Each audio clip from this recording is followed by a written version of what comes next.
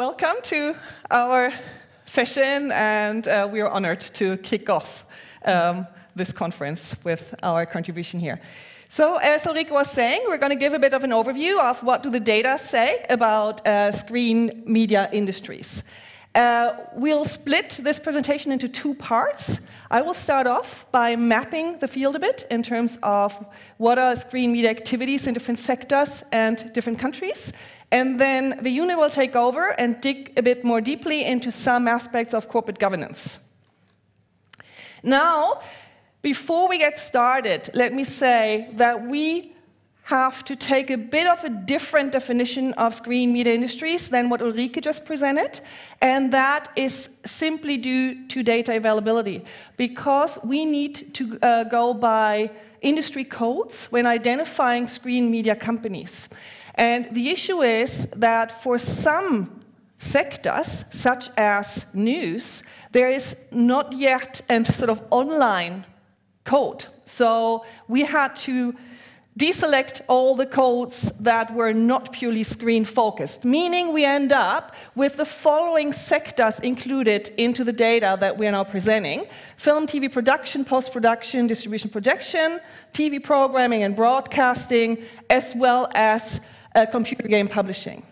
However, despite this reduced focus on screen media, we can say that it is still an important industry. You see here that we actually captured more than 15,000 companies that were founded between 1991 and 2020, only within the 7 countries included in the ScreenMe consortium.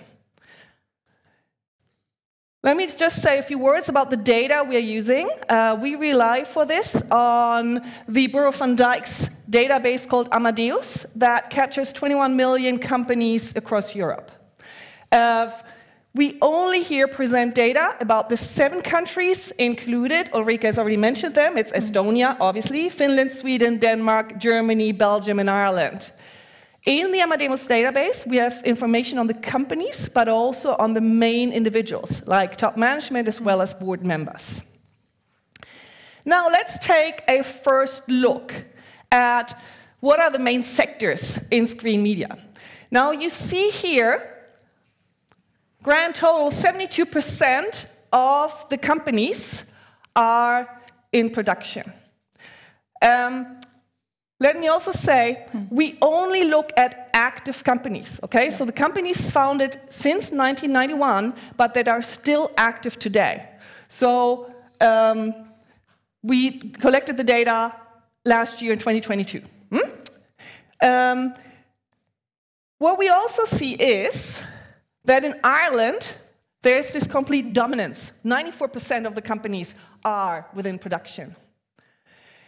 When we look at Estonia, which for many of you might be the most interesting picture here, you see that it's 73% in production, but you also see 15%, quite substantial number of companies in post-production, as well as computer games.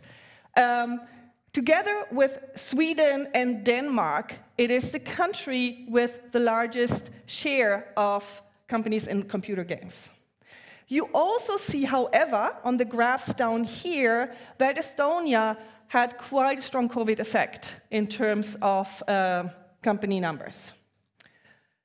If we now take a look into established versus new firms, we here define new firms or startups as companies founded between 2015 and 2020. Those are the ones that you see in light blue. The ones in gray are the older, the established companies. You see on the left-hand side the split, startups versus established companies, and on the right-hand side, this difference across the different countries. What we see here is that in these top categories with the highest level of, the highest ratio of startups, they're the most technologically demanding, if you like, right? Computer games, post-production, and we also have production with 35% startup ratio. What is really cool is Estonia actually has the highest share of startups. So it actually makes a lot of sense that ScreenMe is led out of Tallinn. You also see that Ireland has a bit of a bottom place here, with only 14% of startups within its green media industries. So you see that there's quite a big difference between Estonia and Ireland on that side. Now, if we take a look into the boards and top management positions of the companies. Now, we hope that there are not too many of you who are colorblind among here. For those of you who are, to the left, the green is the younger people. To the right, it gets older and older, okay?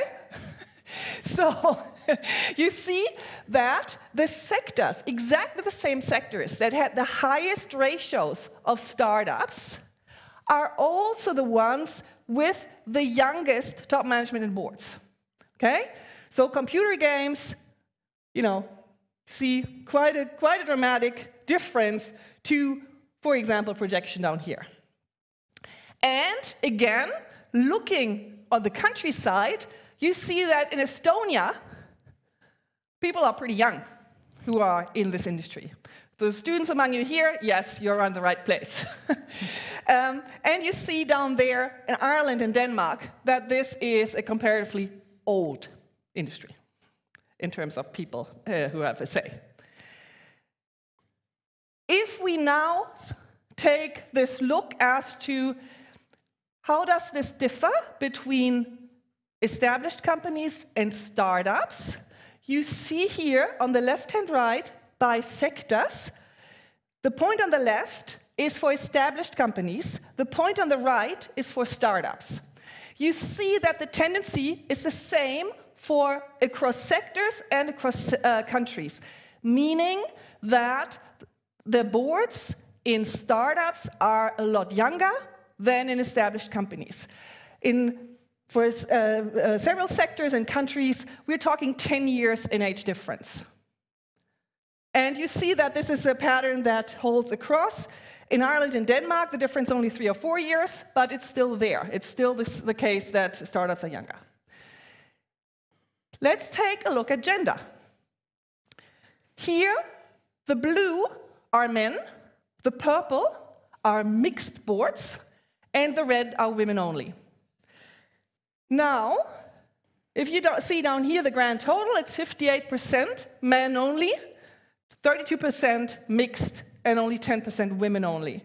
But you also see that, you know, there's quite a stable pattern of men-only dominance across the different sectors.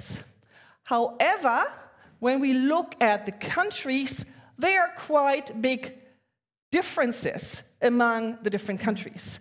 You see that Ireland here fares pretty well, with 63% mixed boards, 6% women only, so 69% in total. That is to some degree gender balanced. Estonia, 3/4 of boards with only men. But in Germany, 78% men only. That's quite a dominance of men, right? Let's take a look here, the development between established companies and startups. I would guess that many of us would like to think that if we know these are younger industries, if we believe that gender equality is on many people's agenda, there would be a similar trend to the age pattern we saw? Nope. If you look at this, the blue are men only, the red we took women and mixed together, because otherwise, you know, there were so few women-only boards, so we put them together. However, you do see directly that this neat pattern we had for the age is not as neat anymore at all here. And what we do see is that we actually, rather than to see an increasing number of mixed or women-only boards, in some countries, we see a decrease. So, for example, if we look at Ireland here, it goes down quite a bit. There's only one country that goes up, and that is Sweden with 1%. Okay? Other than that, it's all either stable or going down. For us, that was quite a surprise. And maybe we just stick with the sectors for a second. So we also saw that, for example, post-production was really the only sector where there was an increase in women's participation. And it was also a sector with many startups, a sector that is young. However, computer games, that also has many companies, much younger boards, many startups, the women participation actually decreased when we look only at the startup boards by 1%. So it's not getting corrected at all when the new companies are established. Okay. Now, given this gender image that we found quite surprising, we decided to dig a bit more deeply into this and to take a look at the gender differences and corporate governance aspects. Because there are actually a number of studies out there saying that if you have a gender balanced boards, it's actually good for your financial performance, that men-only boards tend to perform worse than mixed boards. So now I'm handing over to Vejune to tell a bit more about that. Yes, so here I'm just going to point out that the data is very similar, but we had a bit of a different sample of countries. So for the study, we looked at the Nordics.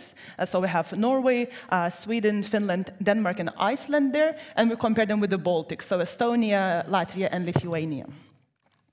Now, what we were doing here is really looking at networks. So very quickly, what are networks? Networks are abstractions of different kinds of relationships. In the network mappings, you will see nodes or bubbles. And they represent people or companies, really any entities.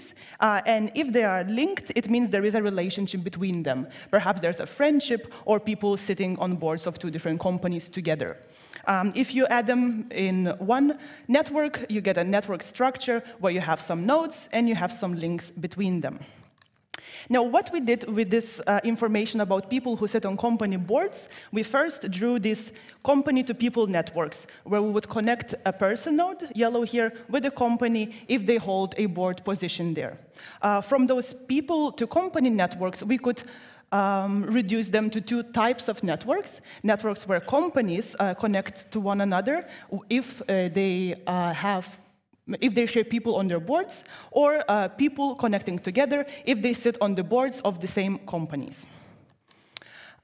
Just quick statistics here, because we haven't seen all of the Baltics. This is for all of the ScreenMe-Net companies together. We see Sweden having just a very large number of companies there, and Baltics generally having fewer companies. However, Estonia is actually at a similar level with Denmark and Finland when it comes to the number of companies that they have, or that we have here in these sectors.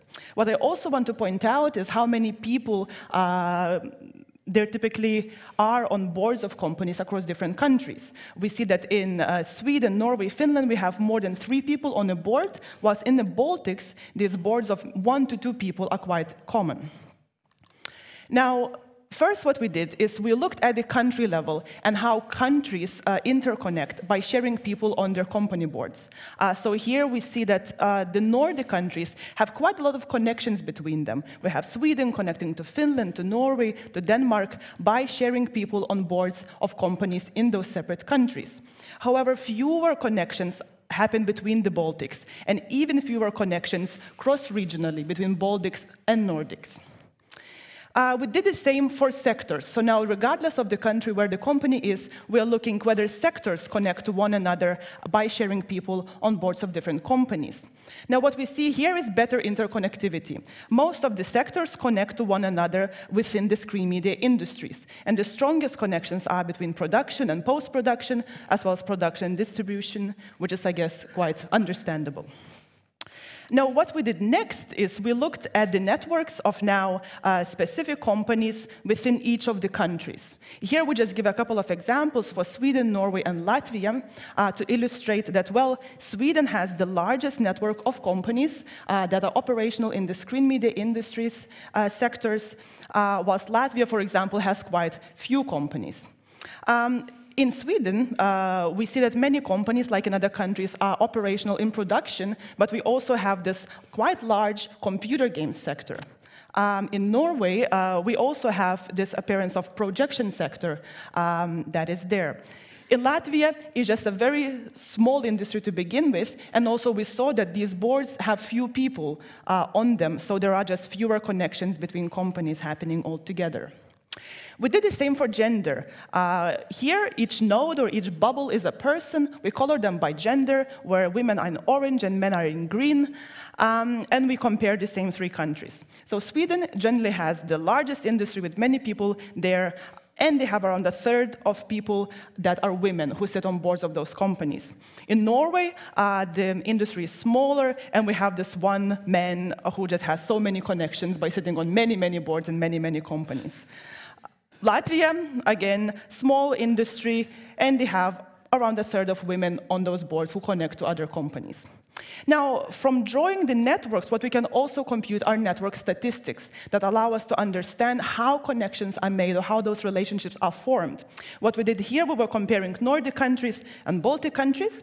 The first visualizations are all of the countries together within a region in Nordics and Baltics, and what we really are showing is how many connections a person has, and then how many people have that number of connections. So let me explain. In the Nordics, we have most people having at least 2 connections, meaning that sitting on multiple boards is more common than sitting on only one board. And it happens in Sweden, in Finland, and in Norway. In the Baltics, on the other hand, most people don't have connections. Most people sit on a board alone, and they basically don't have others to connect with in other companies. And that probably relates to the fact that there are many boards of just one person. Now, but what is interesting here is when we compare how men and women build these relationships through board interlock. What we see is that for men in green and for women, the shapes or the structures of building those social relationships are very similar. The pattern is basically the same, but what happens for women is that the relationships are formed at a suppressed rate, which means that there are external forces like gender inequality prevailing in these industries that do not allow women to form more connections by sitting on more boards. So really what we saw here is overall that screen media is an important industry where entrepreneurship plays an important role. When comparing Nordics and Baltics, we saw that the Baltic industries are smaller. Companies in the Baltics are not that well connected internationally, either within the Baltics or cross-regionally. Cross-regional links were even rarer. And we also saw that the shapes of social relationship structures were different between the regions. What we saw for gender in the last slide, that men and women build these relationships in a very similar manner, yet women had them at a suppressed rate. And that's it. Okay. Thank you. Actually, we thought we had so much that we tried to hurry now a bit because we were really afraid of not managing in time, and we managed 5 minutes before our time. Oh, so, here we go. We have more time. Great. Yeah. We have more time for questions and discussions.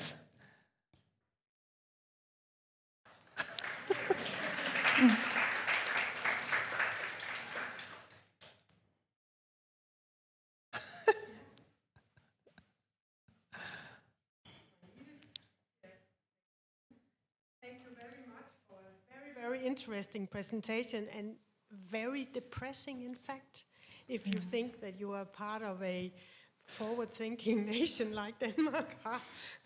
Get real. I was thinking, how you touched upon it very briefly, the sector thing. Is there something here in the sectors that you have been looking at? The game industry is, of course, a thing in itself, but what about the other things? Are there also gender issues in the production sector? I don't remember the graph anymore because it was quite different, wasn't it? No, it isn't actually. It's the same. Overall, I hope that was a bit positive to say that there's something going on in programming and broadcasting, perhaps. But there isn't, in fact. So I rest my case.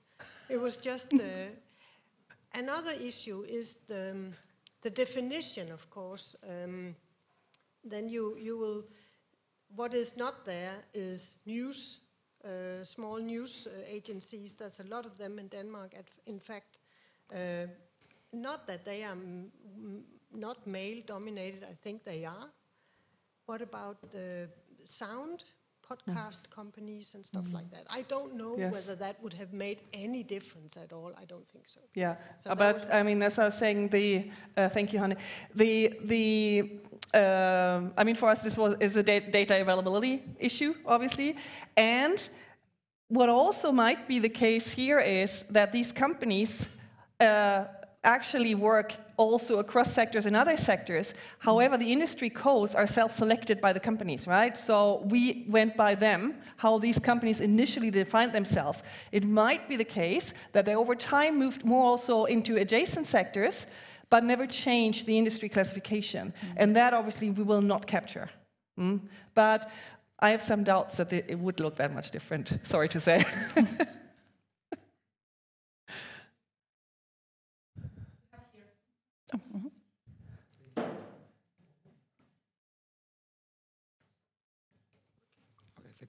I was asking about a thing which is not research by you, but maybe you have kind of insight.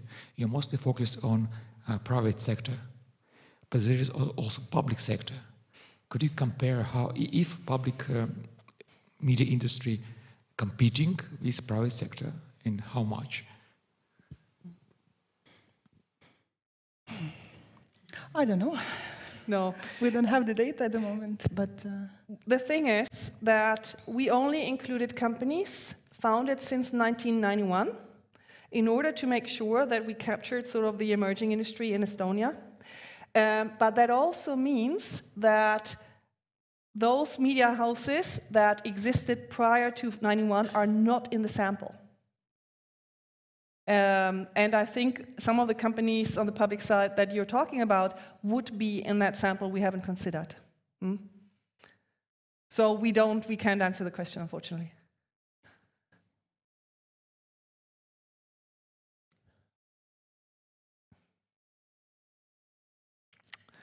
Well, seems to be very early in the morning still. Is my mic on, please? Hello, hello. Yeah, now it works. Okay. So when you were presenting that, I noticed that at some areas you were quite surprised of your findings. And that was, it was surprising, especially, the Denmark, Hanne, as you put out, you don't need to hide here. Denmark and Germany as well. But, very good news for Estonia here, very good numbers. But when you were thinking more in the broader sense right now, what would be the takeaways from your data? Where can we get better? My main takeaway for Estonian companies would be to think about maybe interacting more and maybe having larger boards as a way of bringing also in additional knowledge and additional contacts, right? And to obviously think about gender aspects. And is it really a good idea if with your products you do want to reach, I would guess, the entire population, which is 50% women, there's a bit of a risk that you're developing products that are only made for 50% of the men, right? So for me, it would be these two things. Trying to increase the board size, to develop your networks also internationally, and the gender aspect. Absolutely. And I think I can add about the international aspect that we also saw with these country comparisons one second. For the Baltics, there are very few connections happening internationally. So also by increasing the board size and perhaps having more international people on their boards, you could build better international industries that the Nordics seem to be doing already, but the Baltics are not really doing that. Well, I think this is a very interesting finding. So the Baltics are actually not connected. No. With each other. And the strength that the Nordics are building through these connections, the Baltics are just missing out by not doing that. So I think this is also very interesting, yeah. So all of you students, listen well, you know what to do now. There's one more question, Jakob. Yes, You say that you've only included companies established after 1991, right? Yeah. Can you give us a bit of a sense of what that decision means in terms of how much of the respective sectors in the different countries are included or not included? I'm thinking, for instance, that some of the Danish industry can certainly see that some of the major players are ancient. They've been around for a century. So can you reflect a little bit on how that affects the sample? Yes, well, the decision was based on Estonia, because of course for Estonia there was no data before 1991. For this comparison of Nordics and Baltics, it was actually 95, and that was because of Norway. For Norway, we didn't have any data before 95, at least on this database. Yes, in countries like definitely Belgium and Denmark, I remember the samples were much larger. If we looked way to the past, I think the data may be started from the 60s or so. But I can't tell you the percentage of how much we're including. But yeah, we have to check that. Perhaps if we actually we did initially look into this, yeah. And I mean, you're absolutely right that we are missing a large chunk of that. But then also the entrepreneurship bit, the startups would have been a lot less, obviously, compared to all companies, rather than to the established companies that have been running for the last 25 years. So yes, it's a choice we had to make along the way, also to bring some messages across. Mm-hmm. But we did start out by looking at everything. Yeah.